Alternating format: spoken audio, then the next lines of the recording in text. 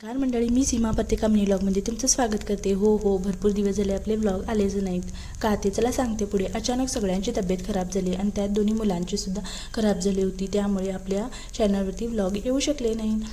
त्यानंतर माझं routine share करते. 4-5 तास आधीच मी मूग आणि मटकी भिजत ठेवले होते. ते छान असे भिजले होते. म्हटलं कॉटनच्या कपड्यात मोड येण्याकरिता काढून घेऊया. म्हटलं ते थोड्या मुगाची भाजी बनवायला घेतली आणि बाकीचे सगळे कपड्यात टाकून घेतले आणि एका भांड्यात ठेवून दिले ओव्हरनाईटसाठी. आणि सकाळी छान असे मोड सुद्धा आले होते.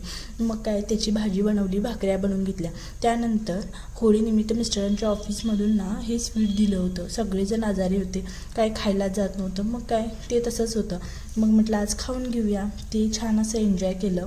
मग नंतर बाळासोबत थोडा टाईम स्पेंड केला. बघता बघता शाळा सुटायचा सुद्धा टाईम झाला. आरवला जाऊन आणले आणि बघा इथं आरवची येता येता कशी मस्ती सुरू आहे. मी येईपर्यंत तिथं बाळाचंही खेळणं सुरू होतं. बाळाला बाजूच्या घरी सोडून गेले होते.